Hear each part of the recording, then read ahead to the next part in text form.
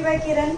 Today we will continue the next part of carbon family and the next part is part 2.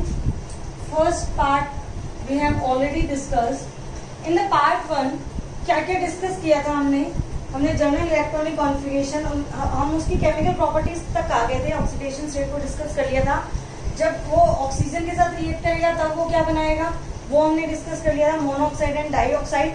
And reaction with water हमारा last topic था, जिसमें हमने ये discuss किया था कि जो SN है वो सिर्फ वाटर के साथ रिएक्शन करके ऑक्साइड एंड H2 गैस को रिलीज करता है. PP, कार्बन, सिलिकॉन ये सब कोई रिएक्शन नहीं करते.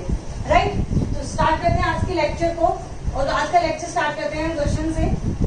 और क्वेश्चन पूछा जा रहा है आपसे, CiO2 जो है वो सॉलिड स्ट्रक्चर है, राइट, एंड CO2 जो है विच इज गैसियस.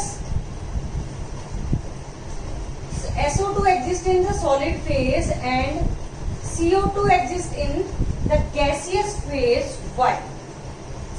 हमें रीजन देना है ऐसा क्यों हुआ. SiO2 सॉलिड फेज में है और CO2 गैसियस फेज में. एक बार सोच के बताओ मुझे.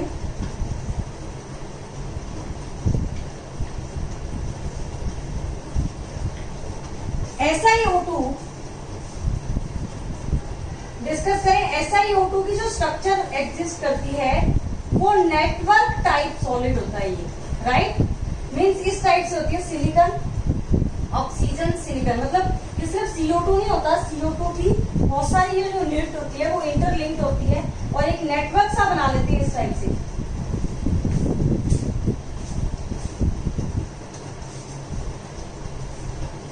इस टाइप से इनका क्या बनता है, नेटवर्क बनता है. और नेटवर्क बनने की वजह से ये एक कॉम्पैक्ट स्ट्रक्चर के फॉर्म में एग्जिस्ट करता है. और कॉम्पैक्ट स्ट्रक्चर होने की वजह से ये स्ट्रक्चर क्या होती है, ये जो मॉलिक्यूल एग्जिस्ट करता है वो किस फेज में एग्जिस्ट करता है, सॉलिड फेज में एग्जिस्ट करता है, राइट. और जो CO2 है, CO2 एक मॉलिक्यूलर सॉलिड है. मींस यहाँ पे कोई भी टाइप की नेटवर्क स्ट्रक्चर एग्जिस्ट नहीं करती. यहाँ पे एक मॉलिक्यूल अलग होगा, दूसरा मॉलिक्यूल अलग होगा और दोनों के बीच में कुछ टाइप की वॉन्डरवॉल इंटरेक्शन जो है वो प्रेजेंट होगी. इस वजह से इनमें स्ट्रॉन्ग इंटरेक्शन नहीं होगी एज कंपेयर टू SiO2. सो ये जो CO2 है वो तो किस फेज में होता है, गैसियस फेज में, और SiO2 किस फेज में होता है, सॉलिड फेज में. राइट, क्लियर हुआ. नेक्स्ट पॉइंट पे मूव करते हैं. Next heading is reactivity towards halogen. Write down the heading, reactivity towards halogen.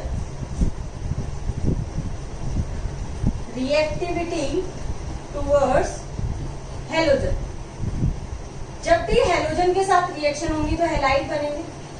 तो जो हैलाइड्स एग्जिस्ट करेंगे इस फैमिली के वो दो टाइप के होंगे, MX2 टाइप के भी होंगे और MX4 टाइप के होंगे. क्यों, क्योंकि दोनों ऑक्सीडेशन स्टेट जो है वो मेनली पॉसिबल है. MX2 +2 भी होगा वो और +4 भी होगा. तो MX2 टाइप का हैलाइड भी बनेगा और MX4 टाइप का हैलाइड भी बनेगा, राइट. जो MX4 टाइप के जो हैलाइड होते हैं मोस्ट ऑफ देम क्या होते हैं, वो कोवेलेंट इन नेचर, राइट. अब ये कोवेलेंट क्यों होते हैं, M पे चार्ज क्या होगा, +4. M पे चार्ज क्या होगा, +4. अब +4 चार्ज होने की वजह से according to the Fajans rule इसमें पोलराइजेशन ज्यादा होगा. और पोलराइजेशन ज्यादा होने की वजह से मतलब क्या हो जाएगा, ओवरऑल फजान्स रूल के अकॉर्डिंग कोवेलेंट कैरेक्टर क्या हो जाएंगे, इंक्रीज हो जाएंगे. इस वजह से मोस्ट ऑफ देम जो हैलाइड MX4 टाइप के होंगे वो क्या होंगे, कोवेलेंट इन नेचर होंगे.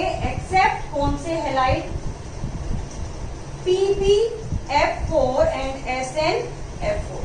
ये जो दो हैलाइड है सिर्फ ये जो है वो किस नेचर के होंगे, आयनिक नेचर के होंगे, राइट. अब ऐसा क्यों हुआ, ये दोनों हैलाइड जो है वो आयनिक नेचर के क्यों हुए. देखो कोई भी आयनिक बॉन्ड बनने के लिए क्या होता है, जो इलेक्ट्रोनेगेटिविटी का डिफरेंस होता है वो ज्यादा होना चाहिए. तो जो F एलिमेंट हमने लिया हुआ है वो क्या है, मोस्ट इलेक्ट्रोनेगेटिव एलिमेंट. और जो जैसे अपन डाउन द ग्रुप मूव करते हैं तो क्या होता है, इलेक्ट्रोनेगेटिविटी डिक्रीज हो जाती है. जैसे मेटल जो है नीचे जब जाएंगे अपन तो इलेक्ट्रोनेगेटिविटी की वैल्यू जो है डिक्रीज होगी. तो यहाँ पे और यहाँ पे जो डिफरेंस इन इलेक्ट्रोनेगेटिविटी होगा वो मैक्सिमम होगा। इस वजह से ऐसा क्या हो जाता है कि PbF4 जो ट्राइफ्लोराइड है लेड का और टिन का, वो दोनों किस नेचर के हो जाते हैं, आयनिक नेचर के हो जाते हैं। क्लियर हुआ। अब हेलोजन से रिलेटेड एक और क्वेश्चन आता है इसी में, और वो डिस्कशन का पॉइंट क्या है, PbI4 does not exist. Why? Reason पूछ लिया हमसे कि नेचर में ना PbI4 एग्जिस्ट नहीं करता, उसका रीजन बताइए आप क्या होगा। देखो एक सेकंड सोचो और बताओ। पूरा एनर्जी का ही फंडा है। लेड जब अपने ग्राउंड स्टेट में होगा तो कुछ इस टाइप से 6s2 6p2 टाइप का कॉन्फ़िगरेशन होगा, राइट। जनरल कॉन्फ़िगरेशन ये होता है। जब ये अगर इसको I के साथ बॉन्डिंग करनी है तो क्या चाहिए हमें, कोवलेंट बॉन्ड बनाने के लिए। यहाँ तो सिर्फ 2 I जो है वो बॉन्ड बना सकते हैं, तो हमें क्या करना पड़ेगा, इस S के इलेक्ट्रॉन को क्या करना पड़ेगा, एक्साइट करना पड़ेगा। तो इसके एक्साइटेड स्टेट में कुछ इस टाइप का होगा। उसके बाद क्या होगा, इन ऑर्बिटल्स का हाइब्रिडाइजेशन होगा और हाइब्रिड ऑर्बिटल मिलेंगे आपको, राइट। हाइब्रिड ऑर्बिटल फॉर्म हो जाएंगे। उसके बाद I जो है उसके साथ ओवरलैप करके और क्या बनाएगा, कोवलेंट बॉन्ड बनाएगा। तो एक्चुअल में क्या होता है, जब आप ग्राउंड से एक्साइटेड स्टेट में जाते हो, यहाँ पे आपको एनर्जी की रिक्वायरमेंट होगी, मतलब प्लस पॉजिटिव बॉन्ड लेती हूँ मैं, एनर्जी हमें देनी पड़ेगी, क्योंकि अगर हमें इलेक्ट्रॉन को एक्साइट कराना है तो नेक्स्ट एनर्जी लेवल तक मूव कराना है, तो हमें एनर्जी क्या करनी पड़ेगी, देनी पड़ेगी, राइट। और जब हाइब्रिडाइजेशन होगा तब भी उस प्रोसेस में एनर्जी की क्या होगी, रिक्वायरमेंट होगी, राइट। और जब I बॉन्ड बनाएगा तो जब बॉन्ड फॉर्मेशन होती है तो हमें पता है कि जब I बॉन्ड बनाएगा तो एनर्जी है जो रिलीज होगी, राइट। बट होता क्या है, ओवरऑल क्या होता है, यहाँ पे प्रॉफिट लॉस का ही फंडा होता है। मतलब हम ऐसा काम करना पसंद करते हैं ना जिसमें हमारा प्रॉफिट हो रहा हो, राइट। तो सेम यहाँ पे ये एलिमेंट्स भी ऐसे करते हैं। उन्होंने क्या देखा कि जो एनर्जी जो हम कंज्यूम हो रही थी इस प्रोसेस में, मान लो यहाँ पे 50 किलो जूल टाइप की एनर्जी जो है वो हमने यूज की एक्साइटेड कराने की, इमेजिनरी है। हाइब्रिडाइजेशन के लिए आपने 60 किलो जूल जो है वो एनर्जी यूज किया पर मोल।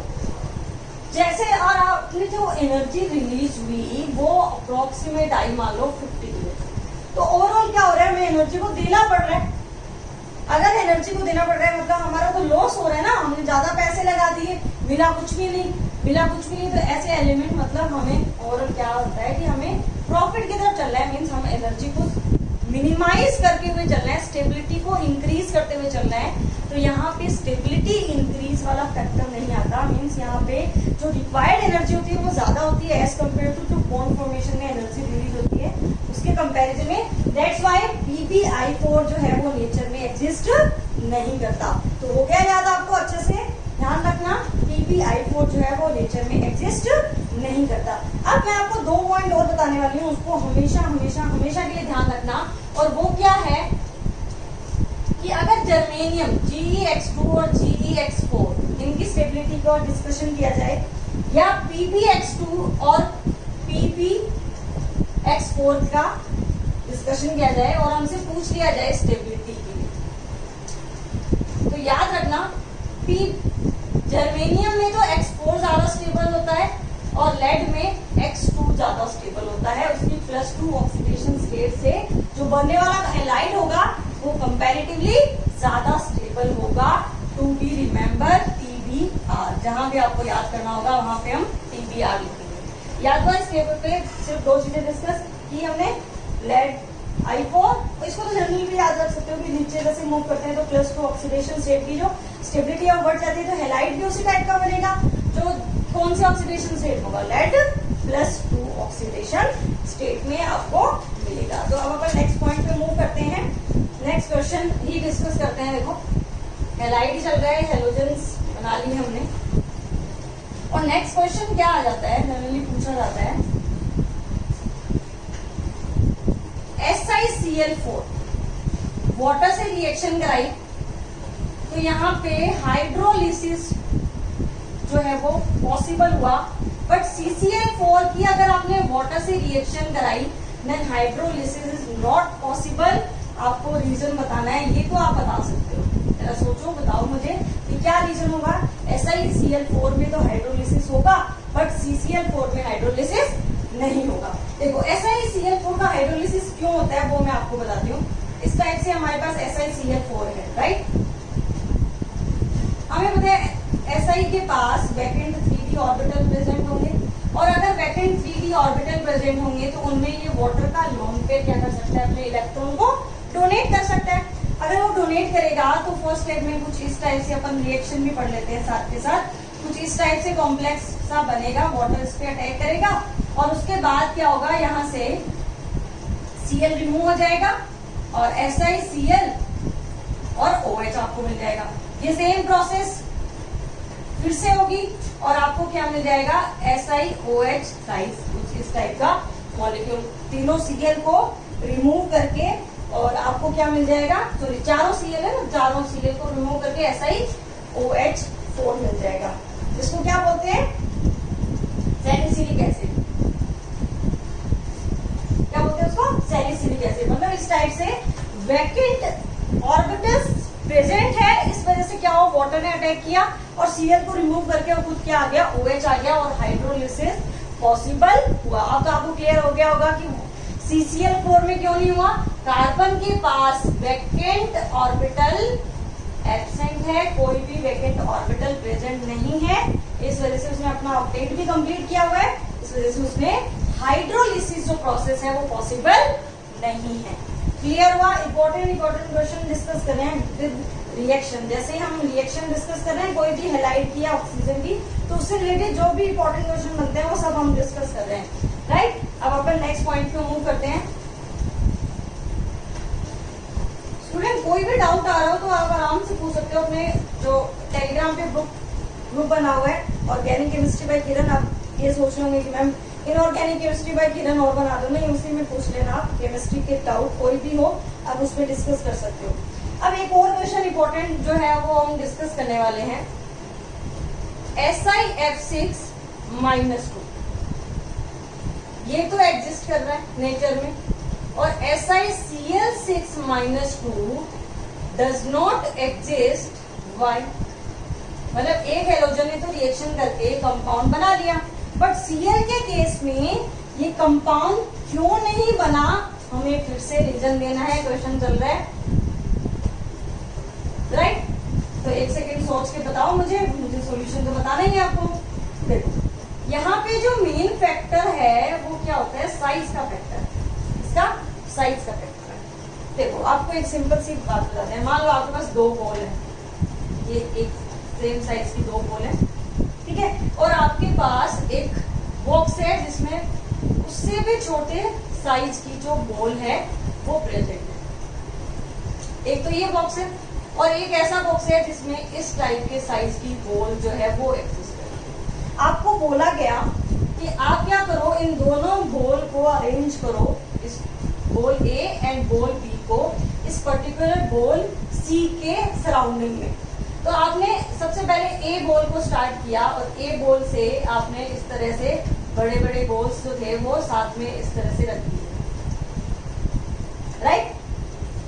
अब आपके पास बी जो बॉल थी वो आपने रखना स्टार्ट किया सेम उसी भी एलिमेंट पे। किस केस में ज्यादा बॉल आपने अरेंज की अराउंड द सी एटम, कौन सी बॉल से पॉसिबल हुआ, डी बॉल से पॉसिबल हुआ, क्योंकि उसका जो साइज था वो कंपैरेटिवली क्या था, स्मॉल था, तो वो सराउंडिंग में ज्यादा नंबर ऑफ बॉल्स जो है वो एग्जिस्ट कर पाई, वहां पे हमने उसको अच्छे से अरेंज किया। सेम कॉन्सेप्ट है कि हमने सिलिकॉन को तो फिक्स कर दिया साइज में, अब फ्लोरीन को हम अरेंज करें तो फ्लोरीन तो साइज में छोटा है, तो छोटा है तो 6 जो फ्लोरीन होंगे वो सिलिकॉन के अराउंड जो है वो एडजस्ट हो पाएंगे। बट जैसे आप फ्लोरीन लोगे तो ऐसा पॉसिबल नहीं होगा, right.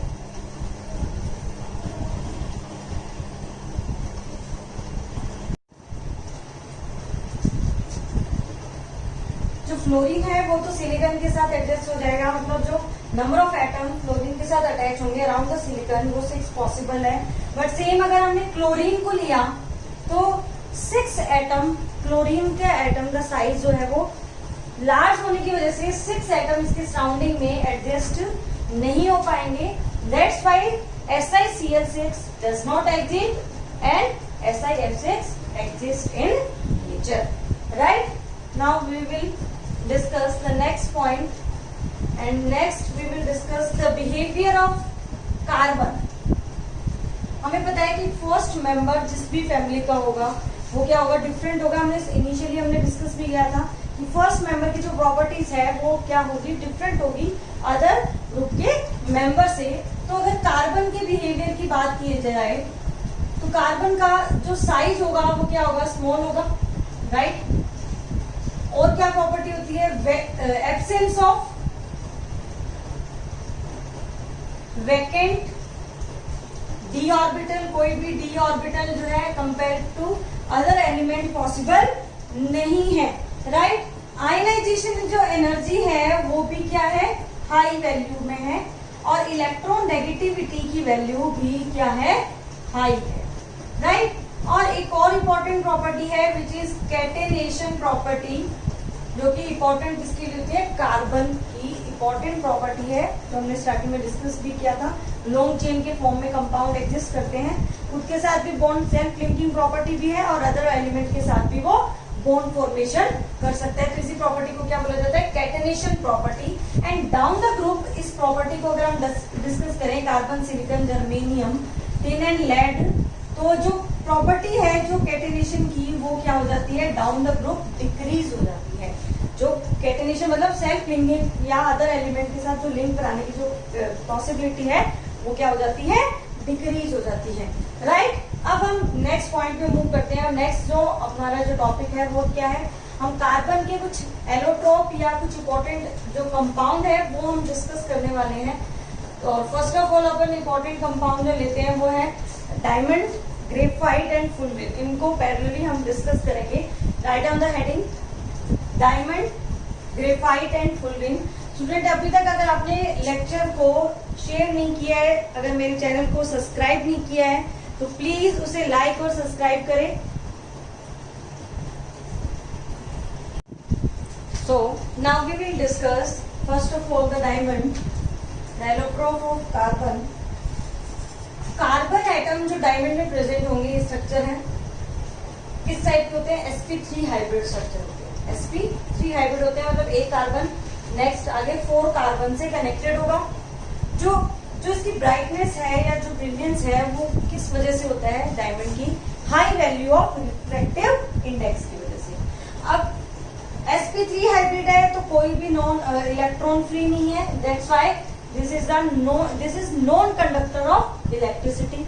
Right, it has highest non thermal conductivity. जितने भी कंपाउंड नेचर में अभी एग्जिस्ट है, नॉन है, उनमें से मैक्सिमम जो थर्मल कंडक्टिविटी होती है वो किसकी होती है, डायमंड की होती है. और ये जो मेथड है प्योरिटी को चेक करने के भी काम आता है. डायमंड कितना प्योर है कितना नहीं है उसको चेक करने, मतलब purity in the sense fake diamond और रियल डायमंड को कंपेयर करने के लिए यूज किया जाता है इस कॉन्सेप्ट को. और जो डेंसिटी है वो कंपेयर टू ग्रेफाइट इसकी क्या होती है, हाइयर होती है. इसकी जो हीट ऑफ फॉर्मेशन है उसकी वैल्यू क्या होती है, 1.90 किलो जूल पर मोल. ये तो हो गया डायमंड. Next graphite. ग्रेफाइट में जो कार्बन एटम्स हैं, जितने भी कार्बन एटम्स हैं वो किस में है, sp2 हाइब्रिड. ये देखो स्ट्रक्चर. अब sp2 है तो एक इलेक्ट्रॉन एक्स्ट्रा है, तो उसकी वजह से उसका जब डीलोकलाइजेशन होगा तो कंडक्ट करेगा वो किसको, इलेक्ट्रिसिटी को. इसकी जो स्ट्रक्चर है इस टाइप से हेक्सागन्स बने हुए हैं. और क्या कैसे स्ट्रक्चर है, लेयर स्ट्रक्चर है. इस टाइप से लेयर्स बनी हुई है और लेयर्स के बीच में वॉन-डेर-वाल इंटरेक्शन होता है. Conductance along the layer maximum होगा. इलेक्ट्रॉन यहाँ से दूसरी लेयर की तरफ मूव नहीं करेंगे. अलोंग द लेयर जो होगा वो कंडक्टेंस मैक्सिमम होगा. ये जो ग्रेफाइट है वो एक्सीलेंट लुब्रिकेंट होते हैं at high temperature and pressure. Lubricant का मतलब क्या है, जो फ्रिक्शन फोर्स को जो है वो क्या कर देता है, कम कर देता है. तो जनरली जो ऑयल जो एज ए लुब्रिकेंट होता है वो हाई टेम्परेचर और हाई प्रेशर पे वर्क नहीं करता. तो उस टाइम क्या यूज किया जाता है, एज ए लुब्रिकेंट ग्रेफाइट को यूज किया जाता है. तो graphite at the value of high temperature and high pressure वो क्या होता है, एक्सीलेंट लुब्रिकेंट होता है. राइट, और ये जो है एलोट्रोप, ये मोस्ट स्टेबल एलोट्रोप है किसका, कार्बन का. क्लियर हुआ. Next fullerene. फुलरिन में सबसे इंपॉर्टेंट, बहुत सारे टाइप की फुलरिन एग्जिस्ट करती है नेचर में, उसमें से सबसे इंपॉर्टेंट जो है वो C60 है, जिसको बकमिस्टर ने बनाया था, इसलिए इसको बकमिस्टर फुलरिन भी बोला जाता है। एक फुटबॉल टाइप की स्ट्रक्चर होती है, ये देखो फुटबॉल टाइप की स्ट्रक्चर। अब इस फुटबॉल टाइप की स्ट्रक्चर में हमें हेक्सागन भी दिख रहे हैं, पेंटागन भी दिख रहे हैं। जब इनकी वैल्यू को काउंट किया जाता है कि कितने हेक्सागन होंगे, तो वो क्या वैल्यू आती है 60 तो हेक्सागन्स है, और 12 क्या है इस स्ट्रक्चर में पेंटागन प्रेजेंट है। यहाँ पे कार्बन जो है जितने भी प्रेजेंट है वो sp2 हाइब्रिड है। इलेक्ट्रॉन डीलोकलाइज होंगे, इस वजह से जो रिंग होगी वो क्या होगी, एरोमेटिक इन नेचर होगी। कोई भी डेंगलिंग बॉन्ड नहीं है, मतलब फ्री बॉन्ड एग्जिस्ट नहीं कर रहे, इस वजह से जो फुलरिन होता है वो अपनी प्योरेस्ट फॉर्म में मिलता है नेचर में, राइट। मतलब किसी और के साथ वो बॉन्डिंग कर नहीं सकता, एक बॉन्डिंग स्टार्ट हुई तो पूरी फुटबॉल जैसी स्ट्रक्चर जो मिल जाएगी, इसलिए क्या होता है ये प्योर फॉर्म में होता है। और कैसे बनता है, जब क्या किया जाता है, ग्रेफाइट को हीट किया जाता है in the electric arc in the presence of inert gas, noble gases की प्रेजेंस में जब इसको हीट अप करते हैं, इलेक्ट्रिक आर्क देते हैं, तो हमें क्या मिल जाता है, फुलरिन मिलता है। क्लियर हुआ तीनों पॉइंट्स। अब हम कंपाउंड्स डिस्कस करेंगे किसके, कार्बन के। और सबसे पहले हम डिस्कस करने वाले हैं कार्बन मोनोऑक्साइड को। स्क्रीनशॉट ले लो, नोट कर लो और हेडिंग डाल लो कार्बन मोनोऑक्साइड। पहले तो मुझे ये बताओ इस ऑक्साइड का नेचर क्या है, एसिडिक, बेसिक या न्यूट्रल, जल्दी से बताओ पहले। किस नेचर का होता है carbon monoxide, it is neutral oxide, right. This neutral oxide already discuss कर चुके हैं। कार्बन मोनोऑक्साइड की ये लुईस डॉट स्ट्रक्चर है, राइट। कलरलेस होगा, ओडोरलेस गैस है, burn with the blue flame, जब ये बर्न होगी तो किस फ्लेम के साथ बर्न होगी, ब्लू फ्लेम के साथ।